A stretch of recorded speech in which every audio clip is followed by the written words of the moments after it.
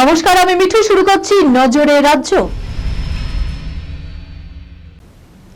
দীঘার পুরনো জগন্নাথ মন্দিরে প্রণামী বাক্স লুট, বাক্স ভেঙে টাকা পয়সা চুরি। গভীর রাতে এই ঘটনাকে কেন্দ্র করে ব্যাপক চাঞ্চল্য ছড়ায় এলাকায়। পুলিশের ভূমিকা নিয়ে উঠছে প্রশ্ন। দীঘা থানার ঢিলছড়া দূরত্বে ওল্ড দীঘার পুরনো জগন্নাথ মন্দিরে কি করে চুরির ঘটনা ঘটলো সেটাই প্রশ্ন স্থানীয় বাসিন্দাদের। স্থানীয় সূত্রে জানা যায়, গভীর রাতে দুষ্কৃতীরা মন্দিরের গ্রিলের তালা ভেঙে ভেতরে ঢোকে। তারপর সামনে থাকা প্রণামী বাক্সের তালা ভেঙে মোট কিছু টাকা এবং খুচরো পয়সা নিয়ে পালায়।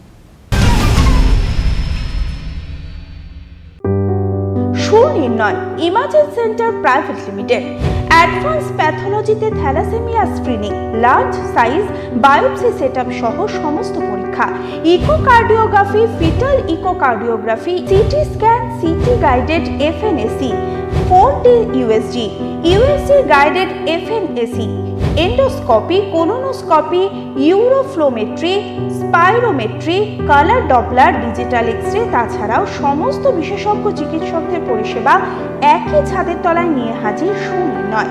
ঠিকানা 126/1 পিলখানা রোড, রানীবাগান, বহরমপুর, মুর্শিদাবাদ।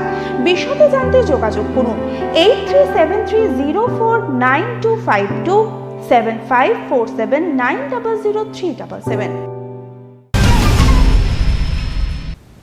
জাকিয়ে ঠান্ডায় কাঁপছে কলকাতা। সপ্তাহান্তে স্থায়ী হবে শীত।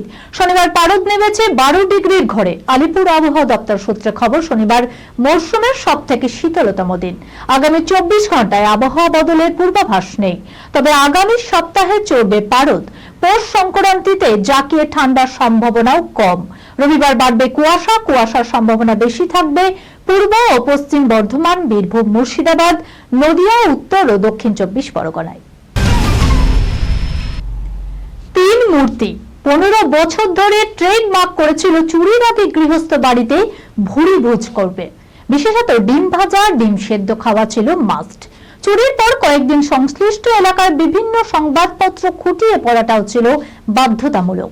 তাদের সম্পর্কে কি লেখা হচ্ছে তাতে কোনো ভুল ত্রুটি ধরা পড়লে পরবর্তী চুরির আগে তা সংশোধন করে নিয়ে অপারেশন চালাতো।